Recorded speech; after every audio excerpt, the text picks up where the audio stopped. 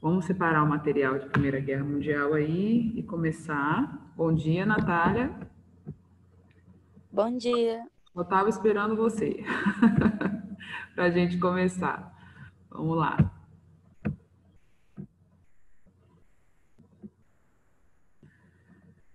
Queridas,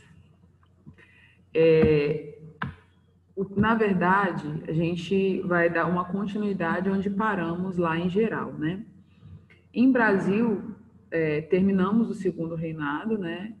Mas eu acredito que é mais fácil adiantar o início da República do que dar uma acelerada em geral. Em geral tem muitos detalhes, né? Tem muitos eventos, porque agora nós mudamos de século, estamos no século XX, né? O século XIX foi um século recheado de coisas, de transformações, de reivindicações, de lutas e também de exploração, né? Como o último conteúdo que nós trabalhamos, que foi imperialismo.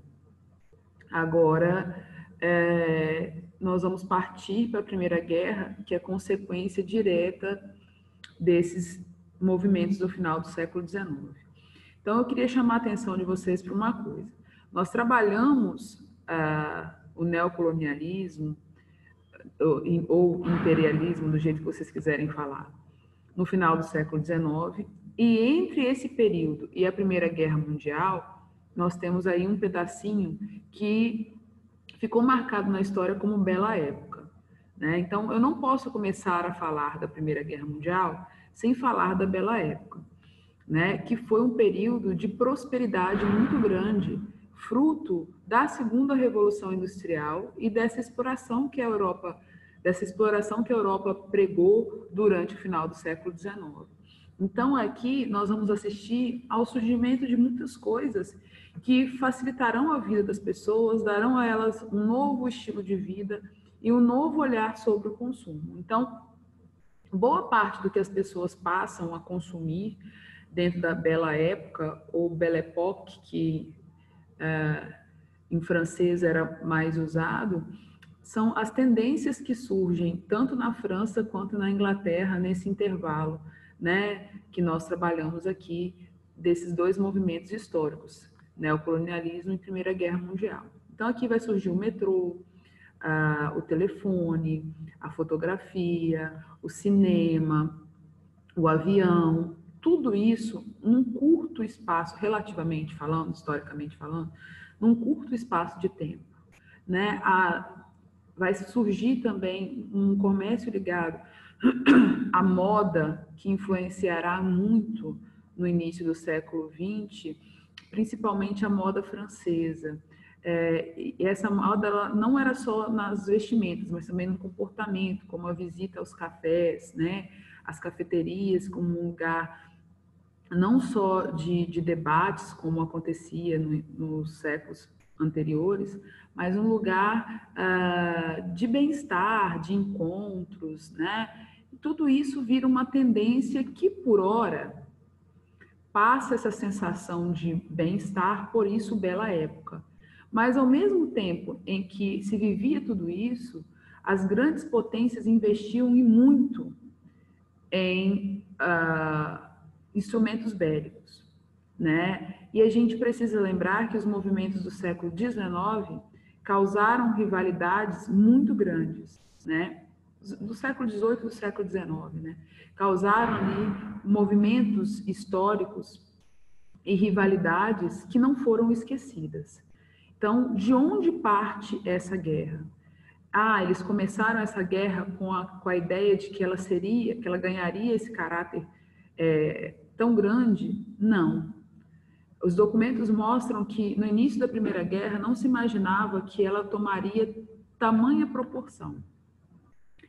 E como conflitos durante o século XVIII e século XIX na Europa eram comuns, entre aspas, né? Nós vamos vivenciar vários movimentos nesse período, várias revoluções, unificações, movimentos operários, a ideia de que seria, no início, uma batalha só entre a Alemanha, né, ali no primeiro momento, mas foi ganhando uma proporção muito grande. Então, nós vamos partir primeiro do que causou. Eu acho que precisa ficar claro para vocês duas coisas. O que causa e a geografia dessa guerra. Porque a Europa era uma antes da Primeira Guerra Mundial e ela passa a ser outra depois. São tantos movimentos geográficos que a Europa vive em tão pouco tempo. Olha só, nós trabalhamos o Império Alemão, nós trabalhamos o Império Napoleônico, a fragmentação do Império Napoleônico e o surgimento do Império Alemão e a unificação da Itália, isso já provoca aí uma grande mudança geográfica. E agora nós vamos falar do fim de impérios tradicionais, como o Império Austro-Húngaro, o Império Turco-Otomano, né? E além das perdas que o Império Alemão também vai sofrer no final dessa guerra. Então, nós precisamos entender essa geografia, os movimentos históricos que levaram a essa mudança geográfica, ok? Vou começar com essa frase aqui, que mostra o tamanho que foi a dor dessa guerra. Somente aqueles que nunca deram um tiro, nem ouviram os gritos e gemidos dos feridos, é que clamam por sangue, vingança e mais desolação. A guerra é um inferno. Essa afirmação nem precisa ser questionada, né? A gente está em guerra contra um vírus. Eu já estou me sentindo numa situação como se estivesse lá no umbral. Imagina se estivéssemos vivendo uma guerra direta, né? Por isso que se teme tanto uma terceira guerra, porque não se sabe aonde chegaríamos com as tecnologias que temos hoje, né? Então, o que antecede isso? Primeiro, o movimento imperialista, a disputa por mercados consumidores, por matéria-prima, que vai acontecer no final do século XIX, que vai permitir que essas potências dividam a África e a Ásia de acordo com seus interesses, desconsiderando todos os aspectos históricos, políticos e sociais daqueles lugares, né? Então, a Europa vai passar a dominar essas regiões economicamente falando, e isso vai trazer lucros extraordinários, transformando aí, mostrando mais uma vez um período hegemônico da Europa, como foi até aqui, né, nos nossos estudos.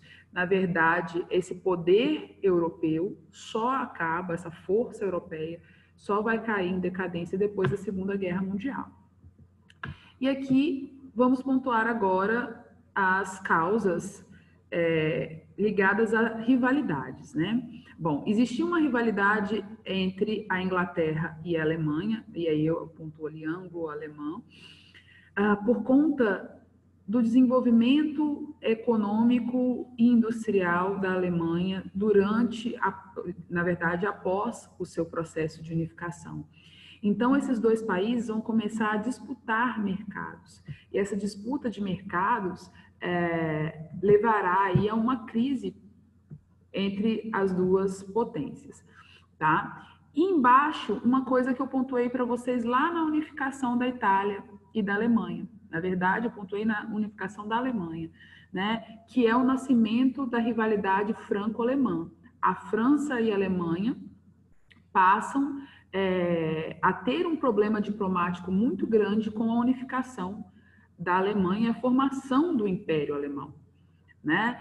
E, por conta da perda da região da Alsácia-Lorena. A França perde essa região, que era uma região rica em minério, importantíssima para o seu desenvolvimento industrial, porque é matéria-prima, né? E ao perder esse território, nasce uma rivalidade entre elas. Aí eu chamo a atenção de vocês para essa parte especificamente. Olha só, existia uma rivalidade entre a Inglaterra e a Alemanha e a França e a Alemanha. Esse fato faz com que a França se aproxime politicamente da Inglaterra. E as duas sempre foram inimigas. Vocês lembram que nós falamos dessa rivalidade desde a Idade Média? Ela começa com a Guerra dos 100 Anos, e aí depois, na Idade Moderna, ela vem com a Guerra dos 7 Anos, com a independência dos Estados Unidos. Durante a Era Napoleônica, o ódio se concretiza ali, né, com o bloqueio continental, aquela questão toda. Só agora, com a potencialização da Alemanha, é que esses dois países vão se unir, Na verdade, é isso que acontece. Eles esquecem as rivalidades e, para tentar deter o desenvolvimento da Alemanha, a França e a Inglaterra vão se unir, tá? Deixa eu passar aqui para outro material. Bom, outra coisa que acontece nesse intervalo aqui do neocolonialismo e a Primeira Guerra Mundial. Dois fatos importantes que, no meio da bela época, não vai chamar a atenção das pessoas. Nossa, nós estamos vivendo um período tão bom, né? Aquela paz imaginária. Na verdade, não era bem assim, né? O que nós chamamos esse período de paz armada, porque ao mesmo tempo que se desenvolvia tecnologias como o metrô, o avião, a fotografia, o cinema, também nascia aí uma corrida armamentista, uma corrida bélica, né? Que leva aí a formação de alianças. Essa formação de alianças ocorre basicamente por conta de interesses semelhantes, né? A França e a Inglaterra, por exemplo, elas tinham um interesse muito grande em deter a Alemanha, né? Então, quando se forma a Tríplice Aliança e a Tríplice Entente, fica claro ali as divergências e o desejo de poder dessas alianças, né? Então, a Tríplice Aliança era formada pela Alemanha, o Império Austro-Húngaro e a Itália. Observa o que esses países têm de semelhante. A Alemanha era um império, o Império Alemão, o Império Austro-Húngaro e a Itália, que tinha passado pelo processo de unificação e tinha desejos parecidos com os da Alemanha. Contudo, a Itália não vai ter um protagonismo nessa guerra. Ela sai logo no início, né? Ela não consegue ali articular financeiramente e o seu exército ao mesmo tempo. Ela acaba abandonando a guerra, pulando de lado, se aproximando um pouco da Tríplice Entente, que era formada pela Rússia, a França e a Inglaterra, tá? Ao mesmo tempo que se vivia essa bela época, as tensões entre esses países aumentavam, tá? Aumentavam por quê? Porque havia uma disputa muito grande por mercados. E ao mesmo tempo que existia essa disputa por mercados, existia também aquele desejo de ser a potência que representaria a Europa. Sabe aquela coisa meio que ligada lá à Idade Moderna, né? Onde a Inglaterra era senhora, depois a França, no final, vive uma revolução, e essa revolução leva à Era Napoleônica, que no início do século XIX faz da França uma potência, e depois cai por terra. Sempre esse desejo de poder e de liderança, né? Até agora, eu falei para vocês das causas da parte ocidental da Europa. Agora nós vamos falar das causas da parte oriental, né? Por quê? Existia rivalidades entre países da parte oriental que não está ligada à questão do imperialismo como nós trabalhamos do lado ocidental. Tá? Aqui eu pontuo para vocês duas coisas. A rivalidade entre a Áustria e a Rússia, né? Olha lá, a Rússia desejava dominar o Império Turco-Otomano a fim de obter uma saída pelo Mediterrâneo e também controlar a Península Balcânica. A Península Balcânica é a região da Grécia.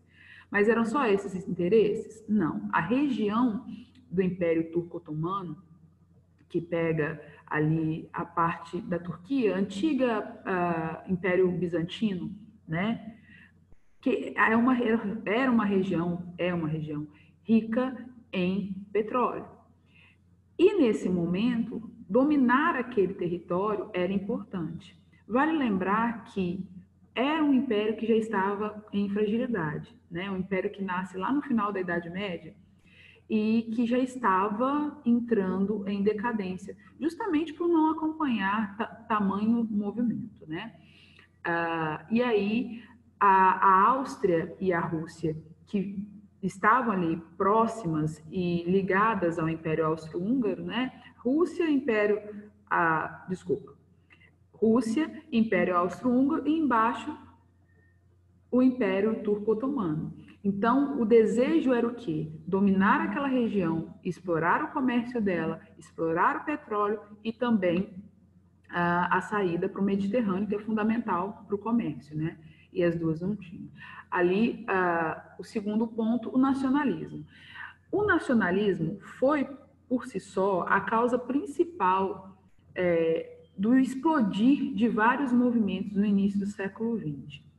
Só que esse nacionalismo, que nós falamos lá em Ideologias do século XIX, ele chega a um grau extremo, né?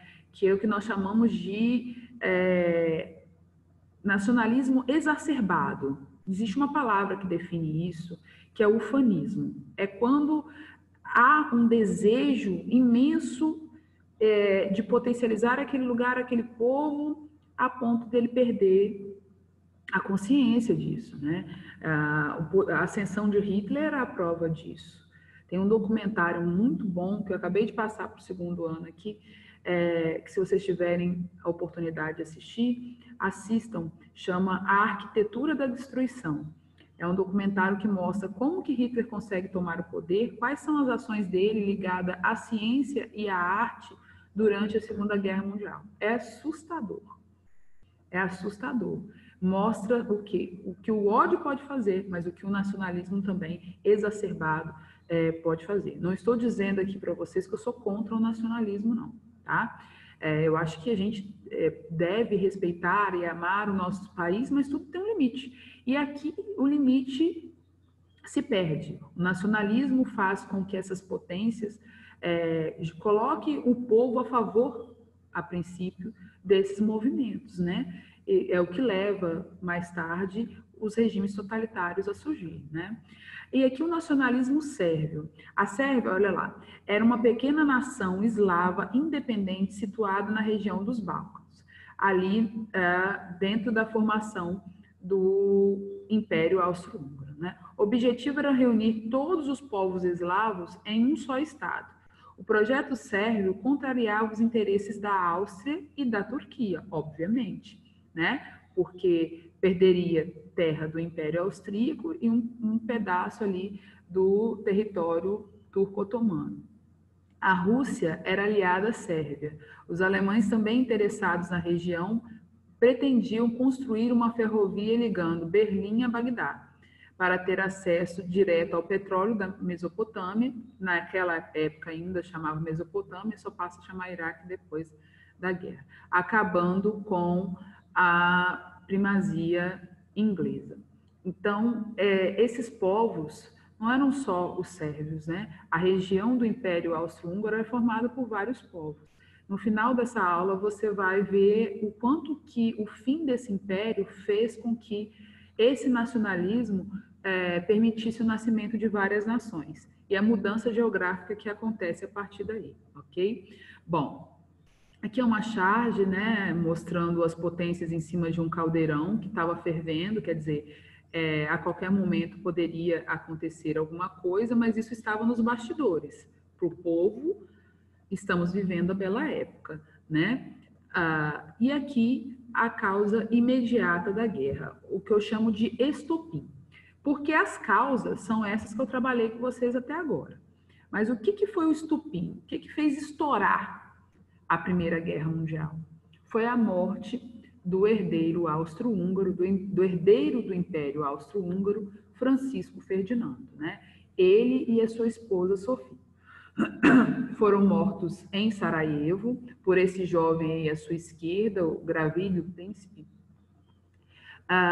que era membro da Jovem Bósnia, grupo terrorista que almejava a unificação dos povos eslavos do Sul, eles tinham um projeto, na verdade, de formar um país, e esse país seria a Iugoslávia, que vai nascer daqui a pouco, no final da guerra, né?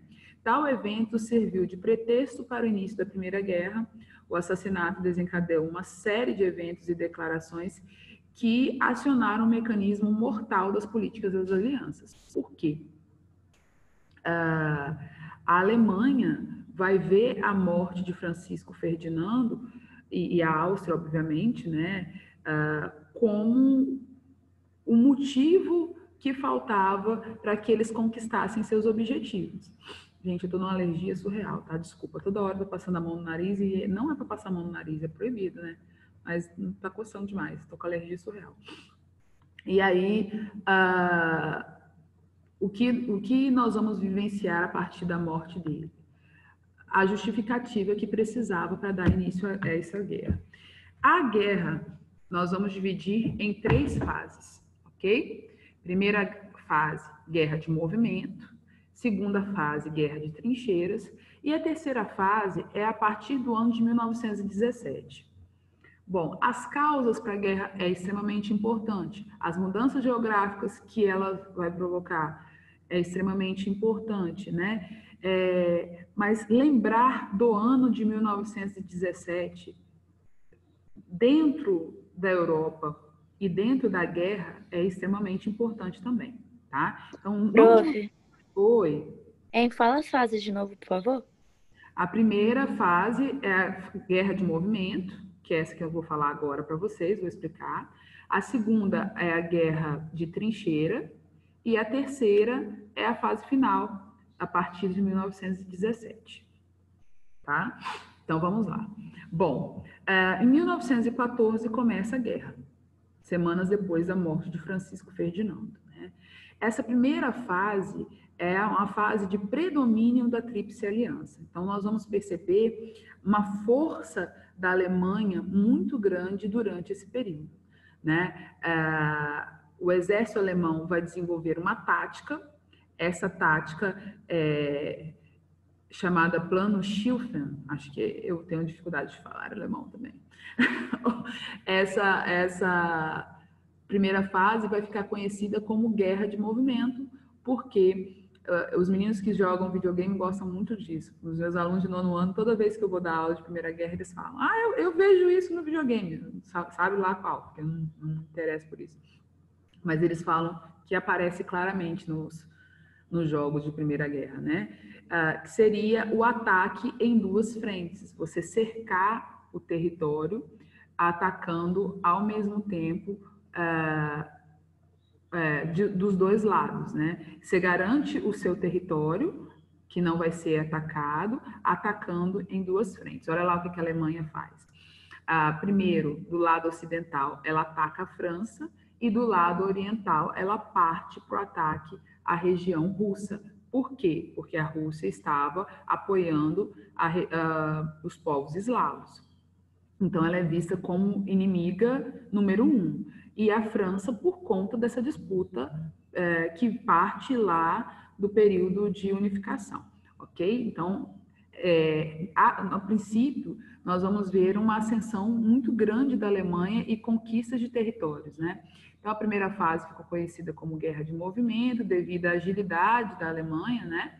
Após invadir a Bélgica, em setembro de 1919, os alemães estavam a 70 quilômetros de Paris.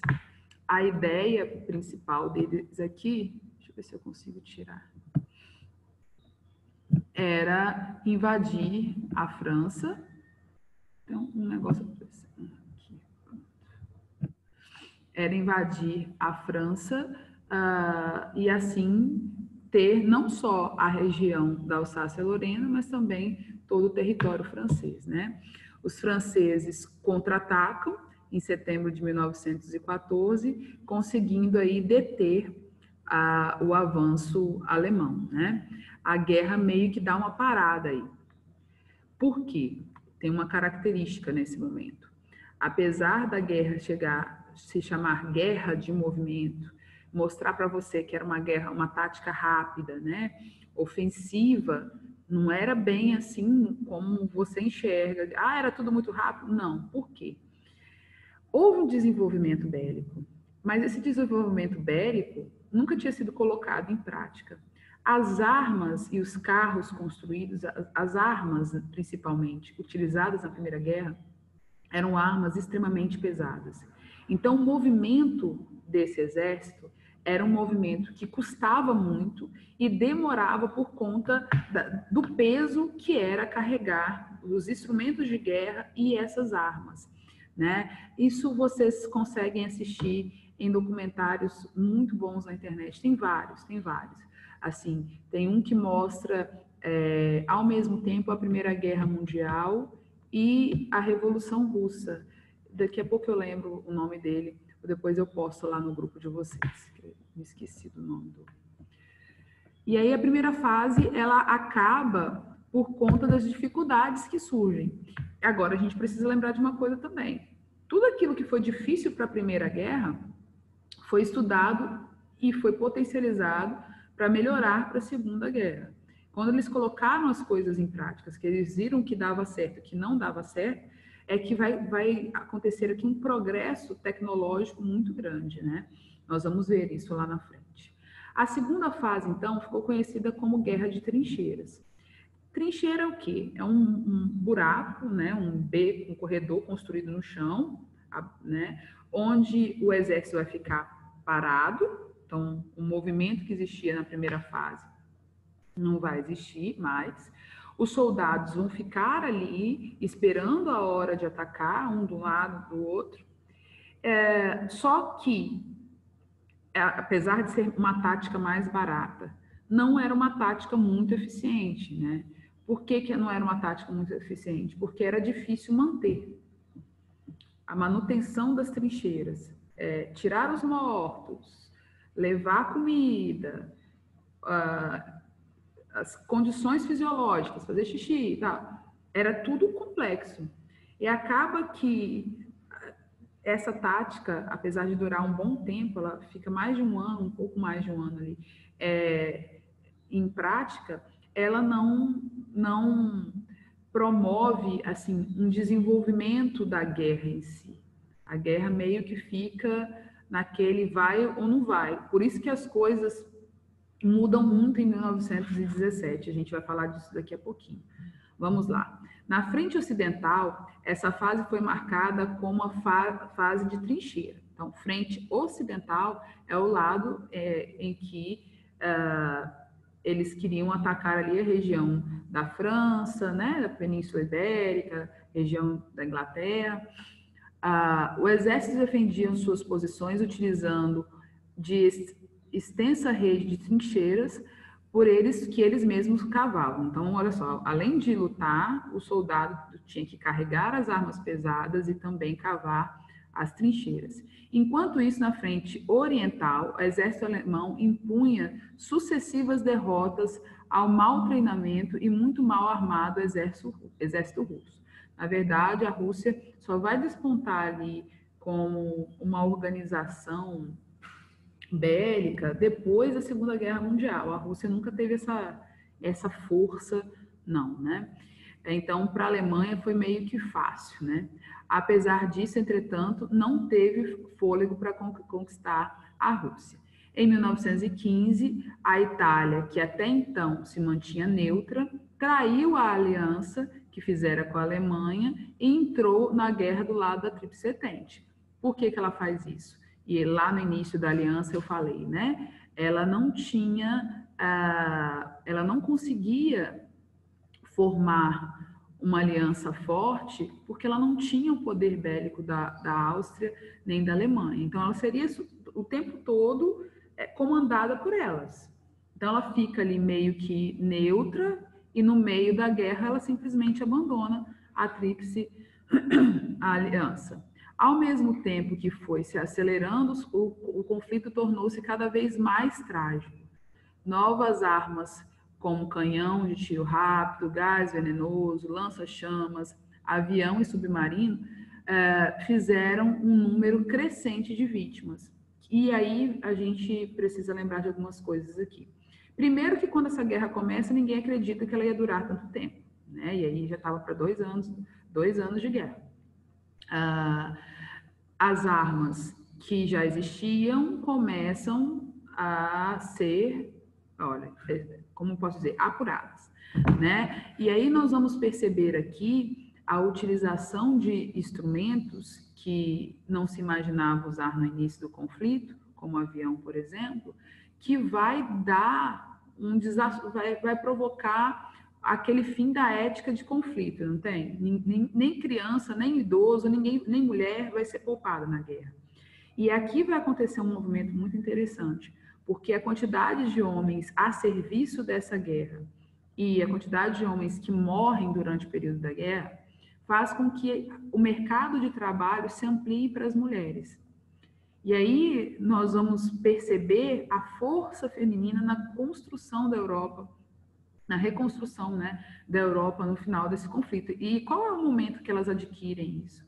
É aqui nessa fase, onde as mulheres precisavam trabalhar para garantir o básico para sua família, enquanto os companheiros, né, ou o pai estavam a serviço da guerra. Outra coisa que eu gostaria de lembrar, essa guerra utilizou o avião foi um evento, na verdade, da transição, né, do século XIX para o século XX, né, quando ali Santos Dumont faz seu primeiro teste, se eu não me engano, em 1902. Aqui nós estamos em 1916.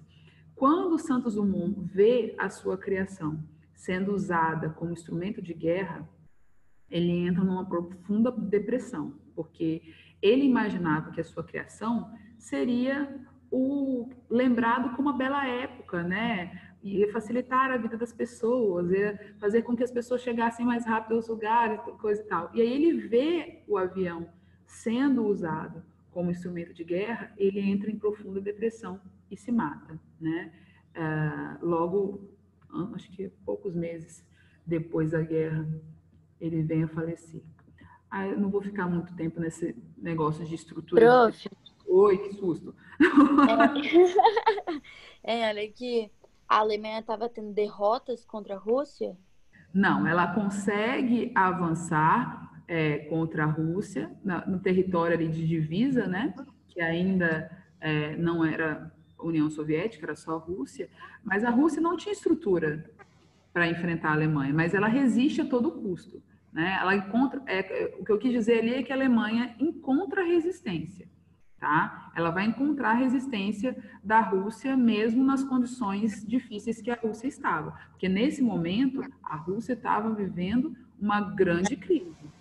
Vale lembrar que antes da Primeira Guerra a Rússia já estava vivendo movimentos. Em 1905 ela vive o Domingo Sangrento, que é um marco na história dela, onde mostra a insatisfação tanto dos camponeses quanto dos operários em relação às condições dadas. Tinha muita gente passando fome, né? E outra coisa que a gente precisa lembrar, a Rússia, nesse momento, era uma monarquia absolutista ainda, tá? Czarista. Mesmo sendo uma monarquia absolutista, aquela coisa toda, ela não tinha capacidade técnica para disputar frente a frente, assim, no mesmo nível que a Alemanha, porque a Alemanha, desde a sua unificação, estava estruturando a indústria bélica. A força bélica da Alemanha era muito grande, né? Beleza. Eu vou ficar aqui nesse negócio de estrutura de trincheira, que vocês sabem o que é uma trincheira, né, gente? Vamos lá passar para o que é necessário, que é a terceira fase da guerra. Eu falei para vocês que tem um ano que precisa ter atenção, não pode se esquecer, né? Que é o ano de 1917. É um ano decisivo para a guerra por conta de dois movimentos, né? Primeiro, porque lá na Rússia eles vão começar a vivenciar, no início de 1917, a Revolução Russa. E a Revolução Russa, ela tem um lema, né? O lema é paz, terra e pão. Eu vou ficar só na paz agora, porque na próxima aula a gente vai estudar a Revolução Russa. Mas o que seria a paz? A saída imediata da Rússia da Primeira Guerra Mundial. O porquê isso? Por que eles exigiam isso? Porque internamente tinha muito russo passando fome, tinha muita terra, mas não existia investimento nessa terra. Os operários e os camponeses, principalmente, estavam vivendo em condições miseráveis, enquanto a nobreza a nobreza tinha toda a maior parte das terras e também muitos benefícios do Estado. Existia dentro da Rússia também uma ligação muito estreita entre a Igreja Católica Ortodoxa e o governo czarista.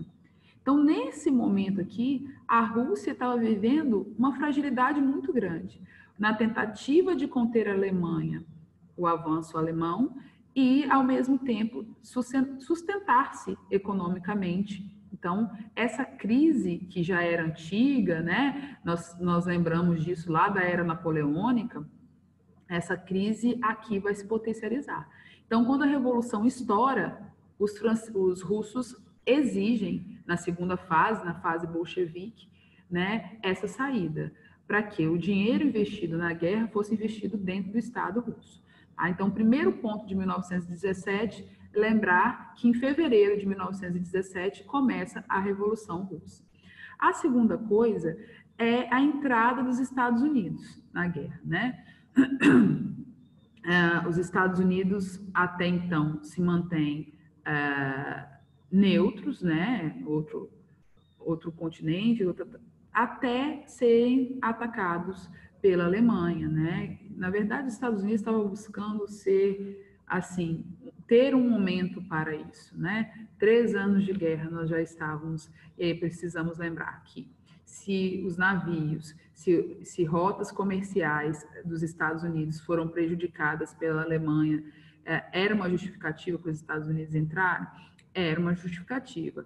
Porém, a gente precisa lembrar que os Estados Unidos já entram com uma vantagem imensa, porque em 3 anos de conflito, diretamente, eles não foram atingidos, né? O território deles estava intacto, soldados descansados, armas sendo produzidas durante esse período, porque guerra mata, mas dá dinheiro pra caramba, né? Por que existe uma grande proteção da indústria bélica? Porque dá muito dinheiro. E geralmente, se ganha dinheiro nas duas coisas, né? Ganha dinheiro durante a guerra com as mortes e depois muitas empresas ganham dinheiro para reconstruir esses territórios, financiadas por essa estrutura bélica. Então, existe por trás disso muita coisa. Vamos lá. A terceira fase é de 1 ano, né? Porque em 1918 a guerra acaba. O que vai acontecer com a saída da Rússia e com a entrada dos Estados Unidos? Os Estados Unidos vão pressionar, obviamente, todos os países que tinham proximidade com ele de entrar na guerra também, de não se manter neutro, né? O Brasil, por exemplo, vai ter embarcações também atacadas pela Alemanha e aí passa a ser pressionado a entrar também no conflito. Mas o Brasil não entra diretamente, isso só acontece na Segunda Guerra. O Brasil vai entrar como nessa guerra? Enviando alimentos, medicamentos, mas diretamente, como foi na Segunda Guerra, não. Na Primeira Guerra, a participação foi bem direta. Olha lá. Em 1917, primeiro ano dessa nova fase, ocorreram 2 fatos decisivos para o desfecho: a entrada dos Estados Unidos e a saída da Rússia. Os Estados Unidos entraram na guerra do lado da Inglaterra e da França. Esse apoio tem uma explicação simples. Os americanos tinham feito grandes investimentos nesses países e queriam assegurar o seu retorno. Além disso, evitar a vitória da Alemanha, qual poderia se tornar uma superpotência na Europa. Mas a justificativa, atacaram minhas embarcações. Não, na verdade, o interesse era esse. E aí eu volto na unificação da Alemanha. A Alemanha unifica 39 estados potentes. A Alemanha, quando nasce como Império Alemão, ela já nasce uma potência. Então, não era interessante para os protagonistas da Segunda Revolução Industrial que a Alemanha continuasse na condição que ela estava. Então, para a Inglaterra, para a França, para os Estados Unidos e para os países que depois vão entrar, na verdade, isso só interessava muito mesmo a Inglaterra, a França e os Estados Unidos. Deter o avanço da Alemanha era proteger os seus mercados, custe o que custar, né? E é isso que vai acontecer aqui. Então, ao mesmo tempo que isso acontece, os Estados Unidos buscam apoio de outros países. Então, vai entrar na guerra depois disso. Cadê aqui? Que eu não estou mais enxergando os países. A Tríplice Aliança, enquanto já... Cadê? Brasil, Brasil, Brasil, Brasil. Está aqui. Vai entrar do lado da Tríplice Entente, né? O Brasil, o Canadá, a Argentina, a Grécia, a Romênia e Portugal. A saída da Rússia vai prejudicar, obviamente, por conta de uma questão de fronteira, né? Então, a Rússia vai tentar o que agora?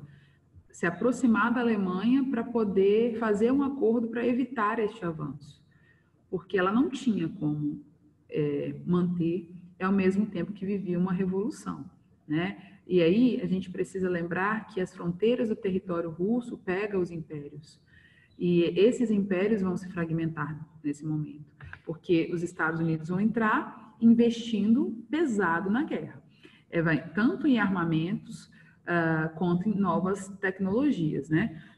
E aqui tem umas imagens do que foi usado durante o conflito, né? Os Estados Unidos vão investir muito dinheiro nisso, a fim de manter as relações comerciais que tinham com a França e com a Inglaterra e impedir com que a Alemanha vencesse, né? Essas tecnologias, como eu disse para vocês, eram para eles um grande evento, mas não eram muito práticas naquilo que diz respeito a transporte, né? E aqui as armas que eram usadas nesse momento, então, olha só, você tinha que transportar, tá vendo? Elas vinham com rodinhas, você tinha que transportar, isso era muito pesado. Cansativo também, né? 4 anos de guerra. Não são... Oi. Desculpa, o Brasil enviou soldados, medicamentos? Não, o Brasil não envia soldados, só medicamentos, alimentos, só. Tá, na Segunda Guerra que ele envia soldados. Na Segunda Guerra, que ele é essencial para a dominação da Itália, inclusive. Beleza. A queda de Mussolini. Bom, então, com o tamanho investimento, não precisa ficar aqui, como é que foi? Lógico que a Tríplice Entente vai vencer, né? E aí vão começar a articular os acordos de paz, né? A primeiro momento, os Estados Unidos entram com uma proposta, né? Os 14 pontos de Wilson, que não vai ser ouvido pelos vencedores do conflito, pelos outros vencedores. Eles começam a articular tratados de paz, e foram vários, porque aqui não são só acordos políticos, tem também as questões geográficas, né? E nós falamos lá atrás dos povos que reivindicavam territórios, estados independentes. Então, foram 27 países que se aliaram, né, nesse momento à Tríplice Entente, que precisavam aí repensar a Europa ao mesmo tempo que fazia esse tratado de paz, que não foi em momento nenhum um tratado de paz, tá? Eu vou colocar esse slide depois lá no grupo de vocês, para vocês estudarem especificamente os outros tratados que dizem respeito à geografia. Eu acho que em geografia vocês também estudam isso, né? Mas o tratado principal, que foi o Tratado de Versalhes, ele, na verdade, não quis, em momento algum, trazer paz. Ele foi trazer discórdia mesmo, né? Olha lá, rapidinho que nosso tempo acabou.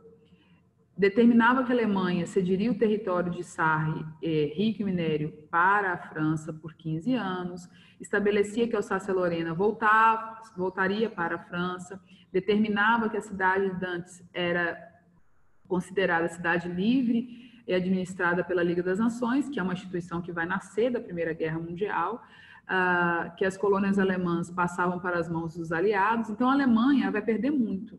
A quantidade de pessoas no exército se limitaria a 100 mil soldados voluntários. Eu vou lembrar para vocês que no ataque napoleônico à Rússia, ele levou 600 mil soldados. 600 mil. E a Alemanha aqui passaria a ter direito a só 100 mil soldados.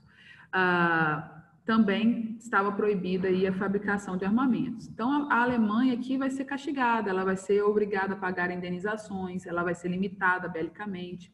E isso vai provocar um revanchismo muito grande. A Alemanha, extremamente nacionalista, vai, nos próximos anos, viver uma transformação baseada nesse nacionalismo extremo e na solução criada por um regime totalitário.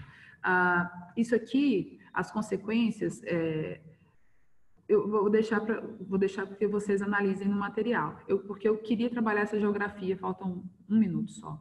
Aqui é a Europa antes da Primeira Guerra Mundial. Então, você observa o tamanho que está a França, né? O tamanho que era o Império Alemão.